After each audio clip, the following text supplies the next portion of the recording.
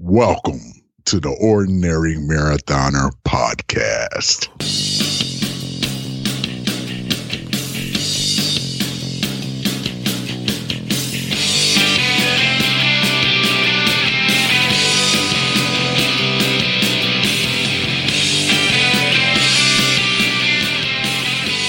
Hello and welcome to the Ordinary Marathoner podcast. My name is Scott. I'll be your host today. Got a guest for you today. I know it's been a while. It's been a while since the last guest, but I actually have an in-studio guest, so I am usurping, going around all my sound issues, all the sound problems I've been having, and I just got a guest in the studio, which I'm really excited to bring him on. We'll do that in just a moment. As always, you can find this in the back episodes of our podcast at our website. It's ordinarymarathoner.com. Check it out if you get a chance. You can also find our, what do we got over there now? Our sneaker charms are on sale. I know I keep pushing them. I got tons of them. I need to sell them. Please help me out. Check it out. Click that shop button and grab a few of those. We've had a bunch leave the house. But you know, hey, they're pretty cool. I like them. I like them a lot. You can also check out our sponsors, web pages, raceadvisors.com and, greasygirlheadbands.com. They, both really cool small businesses that I've been dealing with the last year or so. Raceadvisors.com. It's a website. She's compiling a list of all, like pretty much every race you can think of. It's an incredible website, an incredible resource. And I want to thank you guys because last time I mentioned them, you guys were on there and you were, filling out race reviews and populating the site. And that's really what she needs right now. So thanks so much for helping her out. What else we got? I lose myself. You can also find us over at the podcasting aggregators, places like Stitcher, TuneIn, iTunes. If you like the show, hit that subscribe button. Never miss a new episode that way. You can also find me over at Twitter. It's at Ord Marathoner. That's O-R-D Marathoner. And if you follow me there, I'll follow you back. You can also find our race page. We're doing a virtual race. That's right, another virtual race. It's going to be in April.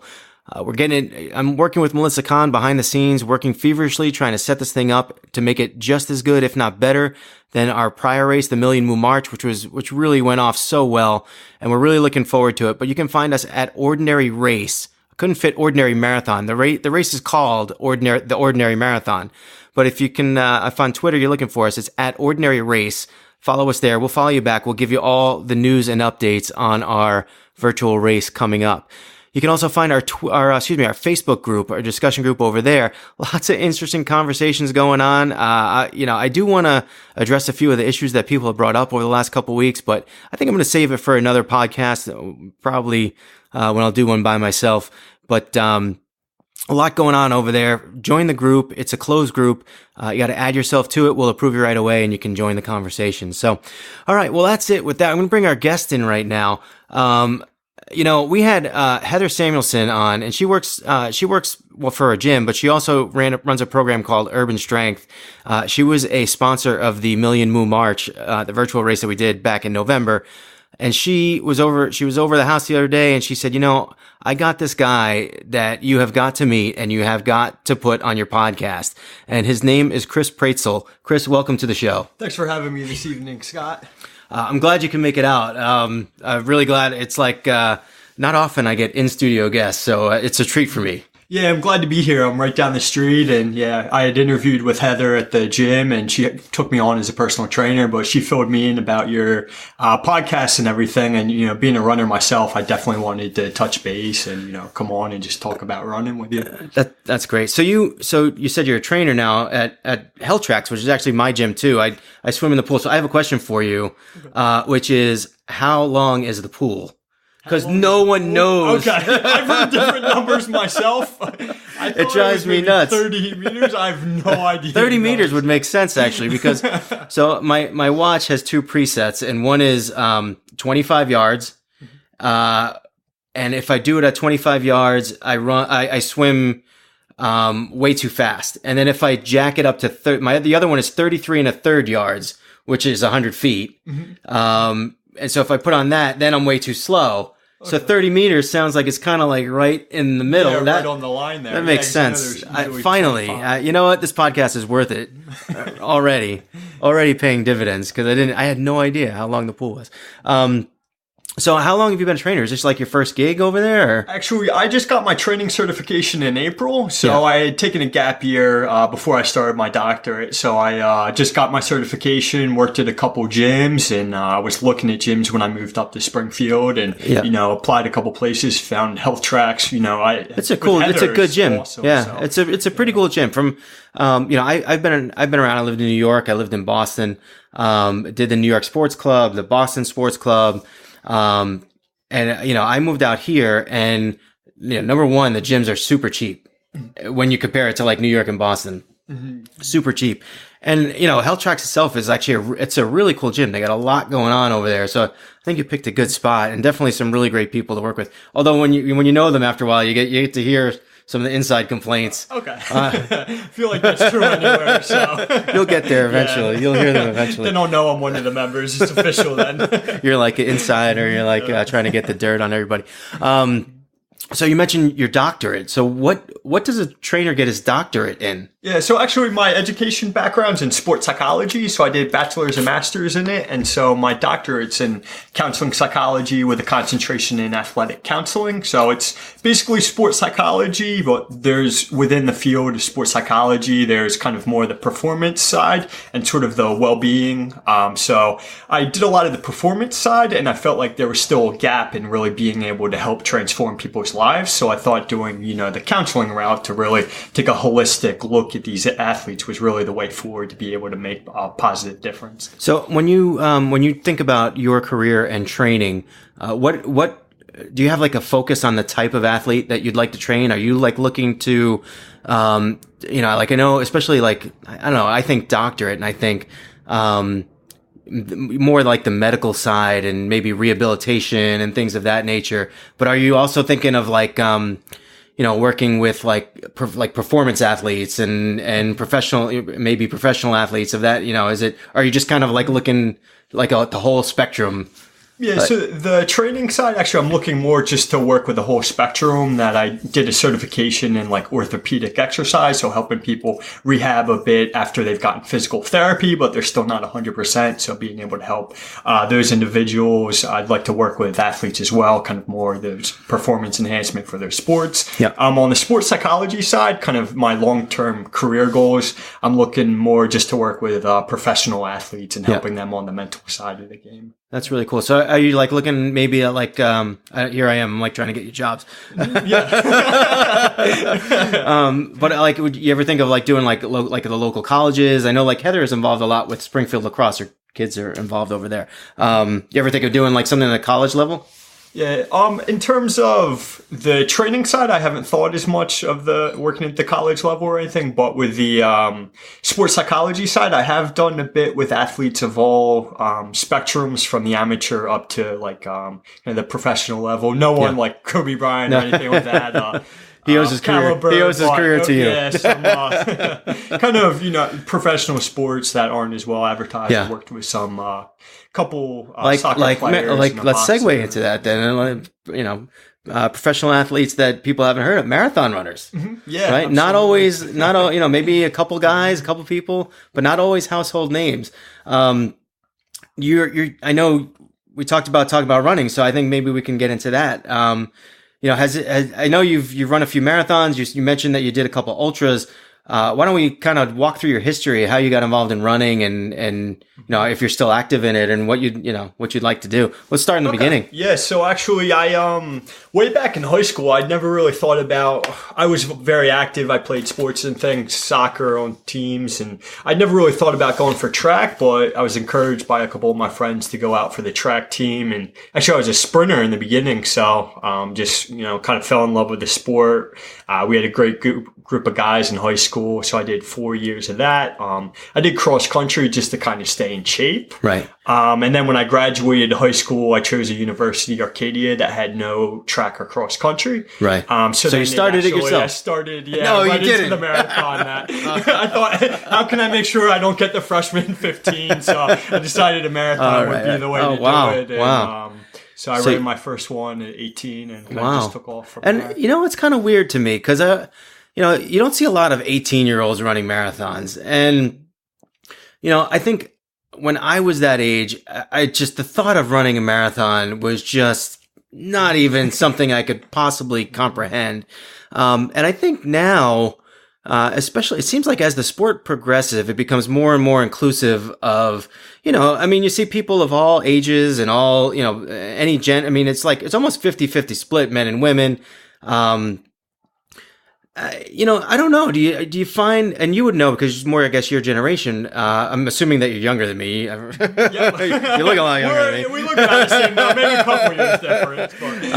But is it? I mean, do you find people more in like your generation or younger are interested in distance running or? Mm-hmm. Yeah, I think there's definitely been an explosion of like distance running and also adventure races as well, kind of looking back from like Tough Mudder, and then I think that's sort of been the trend of all these mud races, Spartan race and things like that. So I think those have taken off, and then people looking for other challenges have really tended towards distance running and marathons. So I've had quite a few friends that, just have hopped in just to be able to check it off their bucket list. Right. So, I want to take one step back to something you mentioned before, which was that you ran track and then you also did cross country.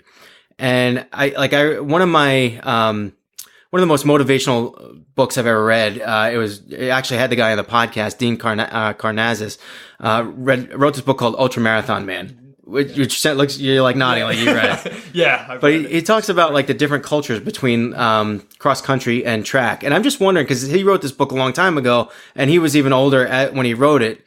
Does that culture still exist? Like, is there still like a difference in culture between like I feel like, what I feel like is, and I've used this comparison before on the show, is like, if you ever saw Rocky IV, like there's the way that Rocky trains, which is like outside in the snow and in the, and then there's the way that Drago trains, which is like computers and inside. And, that's kind of like the way I look at track, and the difference between track and like track and field is they train like Drago, and then the cross country people are like the Rocky. Yeah. It's like a similar kind of feel? Is that a fair comparison or? I think so. I mean, I think there was definitely a difference in feeling between the teams. I think there was a bit, we had winter and spring, so there's difference, but I would say winter was maybe more like the traditional view of it that just, it becomes, it got to me a bit, it became like an obsession about splits, like, you're 0.4 of a second off on this one and you've got to pick up the pace there. So that kind of took some of the fun out of it on me. In cross country, we would just, run through the woods, find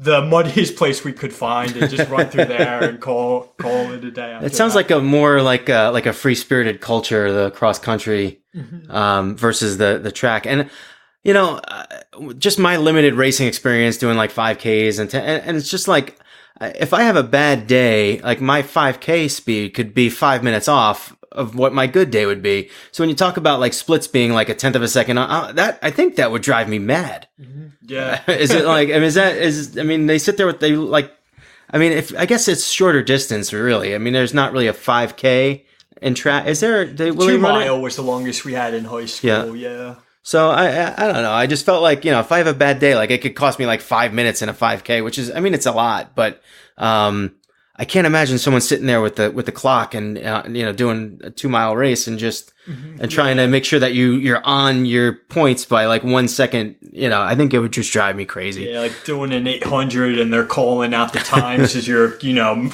making that turn, to do the next lap and calling it out and trying to pick up the pace to stick with it. It's, that would drive me nuts. Ugh. Although, I don't know. I guess, there's certain, I have certain goals. Like I haven't broken 5 hours in a marathon yet, which I realize is slow. And I realize Oprah beat me. You'll get her. I'm working on it. Oprah's slowing down. You'll be speeding up. I'm working on it. I hope I could beat her now. Jeez. She's like, I don't know. Forget it. I don't want to go down that route. So like, yeah, I have that goal, which means I guess, I would have to stay on pace as you run. I've done it before where I'm like, I've gone out and I've like, I won't keep my watch on. I just keep looking at every mile and see, all right, am I on pace? Am I at pace? Am I through pace? And of course it doesn't matter at mile 21 when, when just trying to finish at that point. I mean, it's unbelievable. I've proven that it is possible to run a 16-minute mile. Yep. It is possible. Too, yeah. It's not pretty looking, but I can actually walk a 15. Right?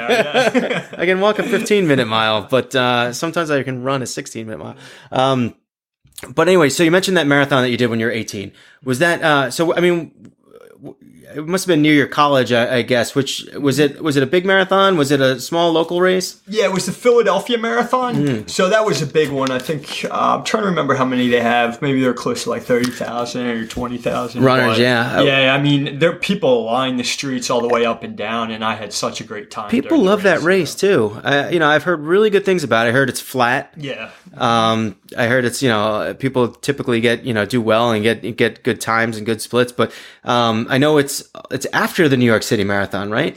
Yeah, usually it's about the same time. I think it's a week. It's like a week after. Yeah, it's a week after. It's usually the Sunday before Thanksgiving. Right. Oh, okay, so maybe a week or 2 weeks after, and then it's what do you call it? Because I know so the New York is the first Sunday in November, so it's just a week or two after. It's on my list of like I have like an opening now in that like October, November area. And today I registered for the New York City Marathon Lottery. Okay. Congrats. Yeah. Join me. Yeah. We have an 18% chance to get in. You could probably qualify. But I have an 18% chance to get in. So Philly Marathon. And then, so was it like, was this sport something that grabbed you that you wanted to do, that you wanted to improve? Did you like your performance from that first time? Because I know you've done multiple after that as well. Yeah, so it was, when I was finishing high school, I was looking for something to do to stay active, knowing that they didn't have track or cross country, and because I really wanted to try to run in college, but finding the school which was the best fit for me that had sports didn't have anything. So I thought, how can I best stay active? And I was debating between a half and a full. And when I was looking at training programs, when you look at it week by week, you can see the progression. You can see about, going from A to B to be able to get to the shape to run that race. And I just felt like the marathon was the best fit for me. Standing on that starting line, I wasn't sure, if I could run the whole thing even. I had done a couple runs. Training runs close to it, but, I just stop and walk a bit during it. And, just the way it transforms you when you cross that finish line at the end, that you really think anything is possible. Isn't that crazy? Mm-hmm. I think that my best moment, I feel like in this entire sport, was the first time I crossed the finish line at New York City Marathon, first marathon I ever did. I crossed that finish line and it was, I get the chills just thinking about it.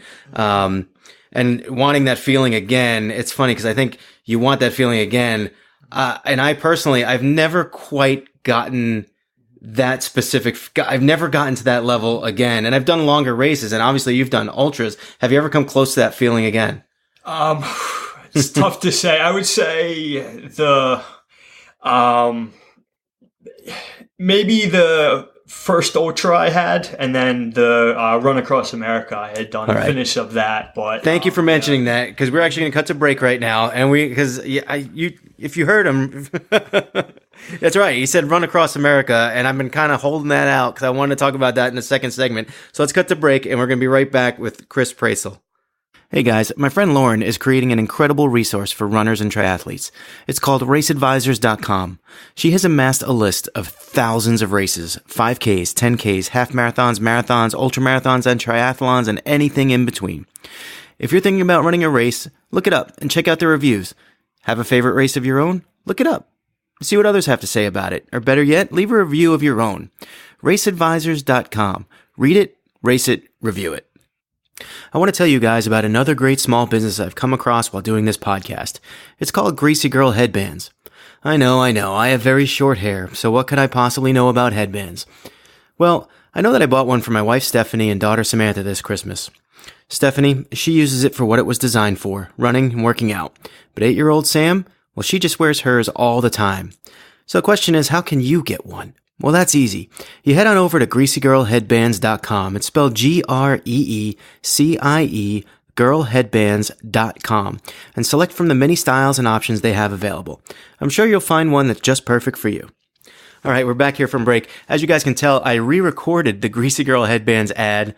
If you remember last time, I had the flu and it just sounded absolutely horrible. So, Mary, I apologize for your one show of nasally flu-ridden host doing your spot, but hopefully I fixed it for this time, and it's to your satisfaction, I hope.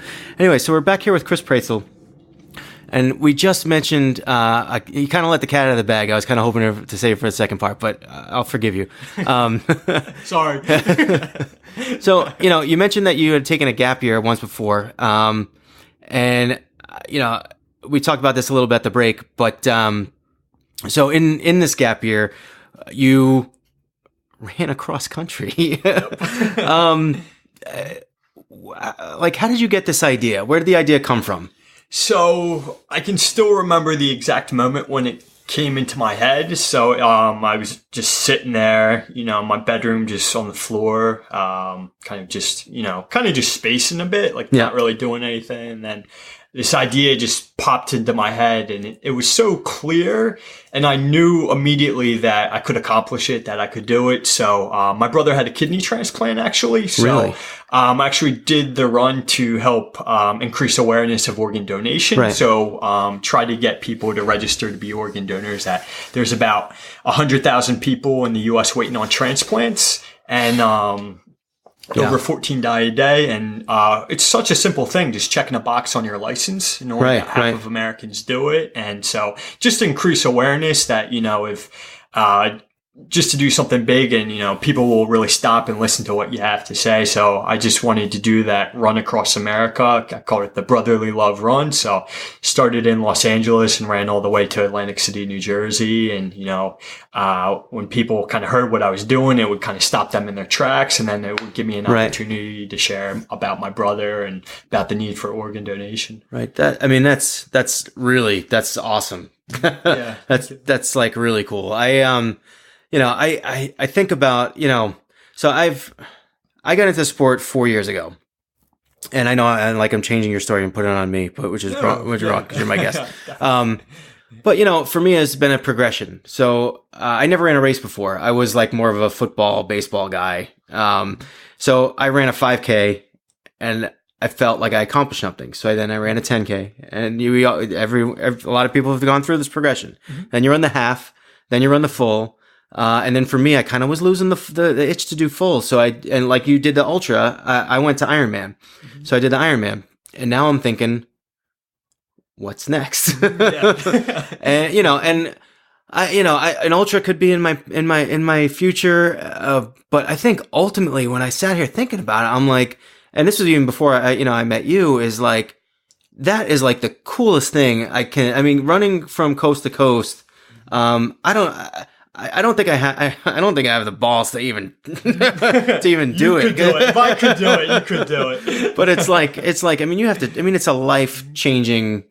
Talk about commitment. It's a commitment to train for these ultra races and stuff like that. This is a different commitment. You don't have to run. You don't have to run 20 miles a day. You could run 5 miles a day. Eventually, you'll get there. It's just a matter of having that much time. Mm-hmm. So, when you finally decided that this was something you wanted to do. How did you plan your route? How did you see yourself going through it? Did you see yourself taking a long time? Was it something that you wanted to run for speed too? What was your vision? My vision was to finish it, that I figured, from the day I graduated college, I had 6 months before loans kick in. So I figured, that could be the best time in my life to do it, that I hopefully would have finished it in 6 months. I anticipated it would take about that long. I wasn't trying to do it for speed or anything, but I just tried to, I sat down with one of my friends. We opened up Map My Run and literally spent hours and went by road to see, all the way across to see which roads would make the most sense, where was closest between towns. Right. I was going to say, how do you, I think my fear would be, I'd wind up in the Lincoln Tunnel. GPSing it. Right. I think that's I know that you can go online and probably research it, and people probably have routes all over. But what year did you do this? 2012. Okay. So, I mean, you probably could have found help, but it's not as prevalent as it is now, for sure. So did you do it on your own, or did you? Yeah, I did it solo, self-supported. So I talked to a couple other people who had done runs across America, and they, I was thinking more like a backpack, but they recommended using like a mom jogging stroller that just throw all your gear on there. So I had like a tent, sleeping bag, and things like that, and just push that all the way across. So were you, so did you have like stops on the way that you needed to hit, like maybe like a friend's house, or, a hotel, or did you just winging it? I was kind of winging it. Like I would wake up in the morning, see where a town was at, and try to make it to there. There was a couple times I couldn't make it to the next town. So, camped out in like national forest, a couple places. So I did have a couple friends along the way, in like Columbus, Ohio, Las Vegas, Denver. So I did have a couple people along the way, but really what was most surprising was how many people opened their homes to me. Yeah. Like, people would just see me on the street, or if I stopped to get food somewhere, they would see my stroller and my sign and, just get started talking to me, and they would be like, where are you staying tonight? I'd be like, to be honest, I have no idea. Like, is there a campground nearby or a church that they would let me stay on their lawn? And they said, why don't you come to mine? I got an extra bed. You can get a shower and I'll cook dinner for you. So it was really, those experiences really humbled me. Yeah. And then they, I don't even want to get into I was going to say something that would get bleeped out in my own system. Anyway, so obviously it's a life-changing experience when you do something like this. When you think back on it now, what were like some of the what are some of the sort of, I guess, peak moments that you remember? Obviously, meeting people and staying at their house and doing what was there any part of the country that you were like, geez, you must have ran over the Rockies. So, or you must have, I don't know if you ran through Death Valley or anything like that, but like when you do, what are the places that you like sort of have that memory of like, wow, like, this is a kind of a cool place. This was like worth the journey. I would say the Rockies were definitely one of the top experiences, like just being able to be at the top of some of these peaks. I went over Berthoud Pass. I forget how high the elevation is there, but just, being able to just look out for miles and miles and just see these picturesque landscapes and the trees, and just being able to, have a national forest there. So when I got tired, just, find a place a few yards off from the road and just set up a tent and sleep there for the night. I went through the Mojave Desert as well. I didn't go through Death Valley, but I think it's Baker, California, I believe. That's the entrance up. So I passed by there, and that I had to do all at night. It was just too hot during the day. Right. I was just being able to pass through there, and, just looking back at, hey, I got through there. That's pretty cool. Now, did you have any like close encounters with like coyotes, bear, anything crazy like that? I get freaked out by these things. Like, yeah. Ironically, my worst animal was just a dog. I got bit by a dog. Oh my God! Nothing right in the beginning too. Yeah, like, it was like your first date. It was like day 6. I was like, "Is this how it's going to go?" Now, did you keep like a journal or anything about it? Really? I did keep a blog online and then a journal. Actually, I haven't looked through the journal in a long time. I think it's back home in my attic. Back home. Yeah. So, I mean, you know what? I find that when people do these things, or something so, something incredible, it takes such a commitment beyond. I mean, this is beyond anything that I've done or any. It's. But no one ever does something like this, and when they look back on it, they go, damn, that sucked. Yeah. No one says, oh, that why did I do that? That was stupid. I didn't enjoy that. Like, I mean, it's like, sometimes I wonder, we only have so many years on this planet. Here I am on my soapbox, right?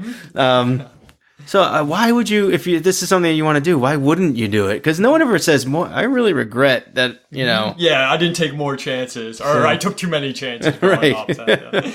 So I don't know, man. I think that's an amazing experience. And I think, I know, you interviewed with Heather, and she was like, this dude ran across country. So, even though you call it a gap year, and, I know when people like go for interviews, it's like, oh, what are you doing in a gap year? I think I had one of those too, really. I coach football. So give you some experience in sport you love now.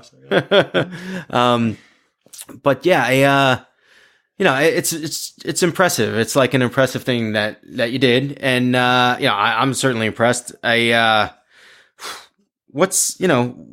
Is there any, now that you're it seems like you've settled down. For now. Right? For now.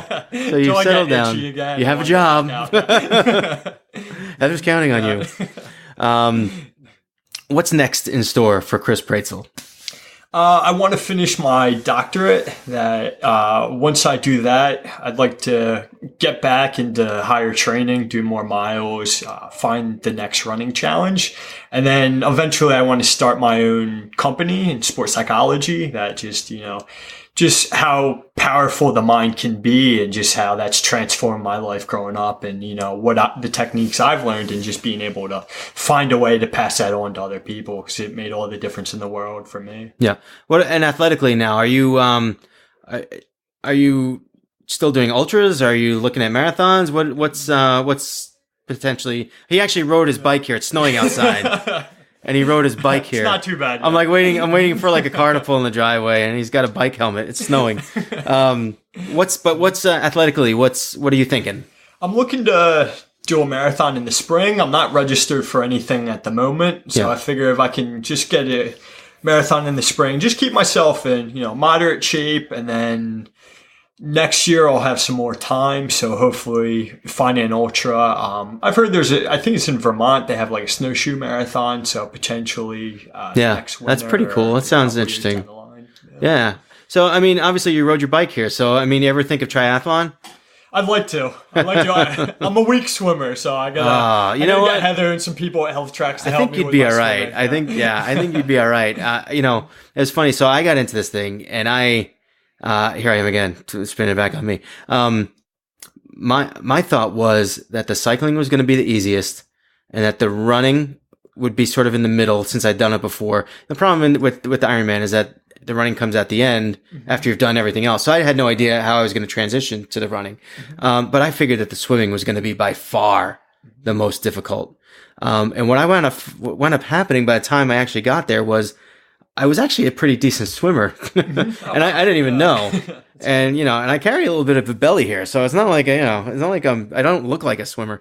But the cycling was way harder. Really? Oh, wow. I've never really done a bike race before, so I didn't really know what to expect. I went out and I practiced a lot. I did a century ride before, so 100 miles I did before, and that was difficult. And to me, I just was shocked at how easy, I say easy, it wasn't easy, but easier than what I thought the swim was and how much more difficult the bike was. Have you ever done a long bike ride, like a bike trip? I've never done any races. I've done some decent bike. I say decent, but I haven't done anything close to 100 miles. Yeah, decent, I was saying like 20 you train for it, you get there. How many months did you devote to training? So here's what happened to me was that I run a podcast called Ordinary Marathoner.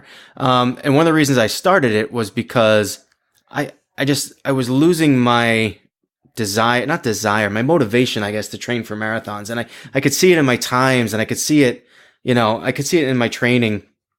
And I was like, maybe I'm a good mental case for you. Step into my office. Right. But it actually happens with the Ironman too. I found out is that, you accomplish a goal and all of a sudden you no longer fear it. You're no longer scared of it. And, it's difficult sort of, when your goal is to finish and just to, once you reach that goal to then try to just beat the last time, it takes a different frame of mind, I found. So one of the reasons I started this podcast was, because I wanted to use it as motivation towards my next thing. And like I said before, I took that staircase, that 5K, 10K half full, and I felt like I needed another one after that. I've always seen Ironman on TV. I always thought of it as something I would never, ever do, never, ever accomplish. A friend of mine lived in Lake Placid. I went up there one weekend to do a half marathon, had a blast. I didn't run that whole half marathon.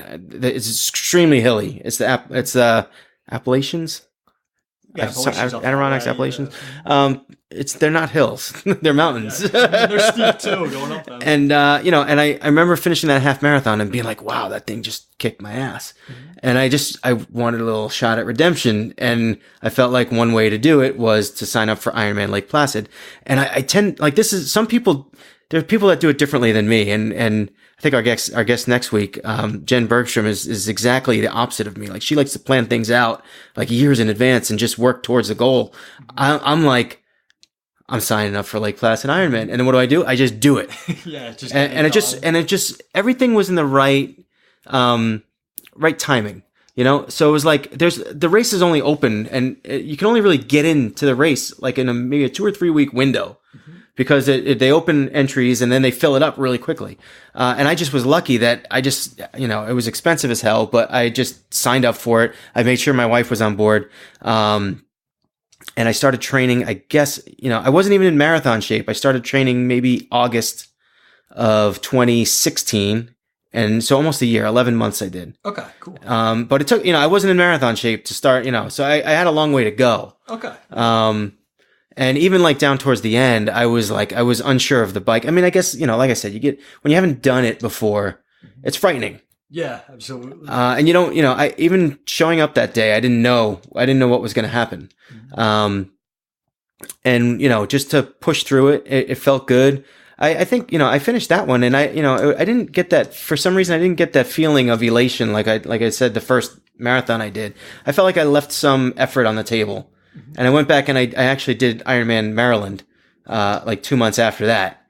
And I left more on the table that time. And when I crossed the finish that time, it was closer to that New York City Marathon feel. Okay. But it still wasn't it, but it was pretty close. Mm-hmm. So, I trained for 11 months. You're in much better shape than I was, if you wanted to start training, but, you certainly got it in you, obviously. Yeah, I'd like to, I think maybe towards the end of my doctorate, or maybe within, a couple years after finishing it, just, put that at the front of the table and just put everything I got and train. Yeah, and like people thought I was nuts for doing a full Ironman instead of a half at first, but I just, I think I was scared of the half because I figured if I finished a half and I was exhausted and tired and felt like I wanted to die, I couldn't imagine going another 50%, doing it again, and another 100%, really. Double that. Right. So I just figured that mentally I just had to go at the big one, and I did it. And then it's funny. So like I do this podcast, and so we have like Frank Fumick, this guy who just did a DECA Ironman distance triathlon, which, when I look at a regular Ironman and I think to myself, oh my God, like I don't think I could do that. This guy did 10 in a row. That's nuts. So it's amazing the people you find and the people you meet and the goals they set, and guys that seem, a certain mentality, I guess, that you have to have in order to give a go at these things and or to want to do it. But that's just the way I guess that's the way I'm built, but I don't know at this point. I don't know where I'm going. Okay. Yeah. I don't know where I'm going. It's like, exactly sure with that. Maybe just chasing that feeling, like maybe I do an ultra. I don't know, but even so, like I think about it like 100-mile race, and I'm like, that would be kind of cool to say I ran 100 miles, but I don't know. There's certain, like, after a while it becomes crazy. I mean, I think Ironman was crazy, but I don't know. That's just, I guess that's the way, that's kind of like the spot that I'm at now, is like, I don't know what to do next. I'm signed up for Lake Placid again next year. I've put on about 25 pounds in the last 5 months. But that's, I know it's going to come off. It's just, survive the New England winter. That's it. I tell you, but we mentioned before about the mentality, of finishing a goal, and I guess they call it, what do they call it? The Ironman Blues, they call it. Mm-hmm. Yeah. And my coach talked to me about this. I have a coach that I work with, which is basically like once you finish it, like you've done it, and you're kind of like, I mean, I haven't even got my tattoo yet. I still got to do that, but I would imagine that you're probably familiar with this type of, like, I mean, what would you say to someone like me as a Yeah. So this is like what you want to do. This is like, right. I might as well get some free advice out of it. Yeah, why you have me on the show? Yeah, so I mean, it's common because you have like a laser focus on this one goal, and that sort of absorbs a lot of what you're looking for, and then it really once is it's checked off, and then it's like what next? Right. It's like, where do I go with this? And I think it's important just to think during your training, you think a lot about that feeling of going through the line, but also think about what's going to be next after this. And you don't have to have like a very pinpoint of exactly what it is, but here's I can explore an extra interest during this time, or that's been really helpful for me too. The second gap year I took being out of school, and I struggle for a bit of hey, I don't really want to do a race right now, but what do I do? How should I spend my year? So I spent a lot of time trying to explore that, and that's kind of how I stumbled on training. So I thought, I like being active. How can I help other people be more active? And I found that really helpful for me to, get over some of those blues of it. Right. And I tell you, it's funny because even like I sit here sometimes at night, and there were nights. So I have a gym set up in the basement, and there were nights where it would be 11 o'clock, and I would be like, I haven't done my bike yet. Like, I gotta go. And it was a sense of urgency. Like, I could not go to sleep without getting on that bike. And now it's like different. Now it's like, Yeah, if I miss it, oh well. Right, it's like, I can go to bed. I can go to bed at 11 o'clock instead of going back downstairs and, sweating for an hour and a half until 12:30 and then go to work the next day. But that's kind of like, I don't know. That's where it's kind of where I'm at right now. And I think it's like, it's just, I feel like there's times where the switch is ready to come back on, and I think it will. It's just even with the podcast, I haven't put a podcast out in 2 weeks. It's like I feel like maybe I get lazy, but New England winter, which I think actually, it's the snow. It gets dark so early too. Dark early. I wake up, it's dark. Like, I used to get up at 5 o'clock, make breakfast outside, do some exercise. I make breakfast on the grill outside. It's not like but yeah, I used to, and now it's like you wake up 5 o'clock, it's pitch black. It's pitch black till 7. I get home from work, it's pitch black. So, and I don't, I'm sure you did a lot of running in the dark when you were doing your cross country trip, but it's just something I've never, I wasn't a runner growing up. So I'm like, I was never really used to that, running through the woods or running, with the headlamp or anything like that. Maybe it's something I just got to get over. There's been bear sightings in this thing. I don't know. You said you moved here, so I don't know where you're from, but no, there's been no bear sightings by me or anything. So there's this like little red trail or whatever, the Redstone Trail, I think, over in East Longmeadow, where we live. And someone posted on Facebook a picture of a bear on the trail. Wow. And it looked like an old picture. It really did. It looked like maybe in the 70s. Yeah, it wasn't clear like today's pictures. So I got a feeling it was an old picture that someone posted. But it scared the life out of me because I go on that trail at like 5 a.m. over the summer, and I'm all by myself, Yeah. And I'm a pretty big dude. Like I could but it's a bear. Yeah. You're not scared off a bear. I don't know. I don't know. Who knows? Anyway, listen, thank you so much for your time, Chris. Thanks for having me on, Scott. I'm super excited to have you on. It's really cool. All the best at Health Tracks. Okay. Thank you. I'm sure I'll see you in there sometime soon. You will at the 30-meter pool, perhaps? Yep. You got a lot of work to do if you want to do an Ironman. Yeah. On that note, Jason, until next week, I'm hopefully gonna have Jen Bergstrom on if the audio is all set up and working. And with that, I guess that's it for today's episode. So always remember, when it comes to running, I'm no expert. I'm just ordinary.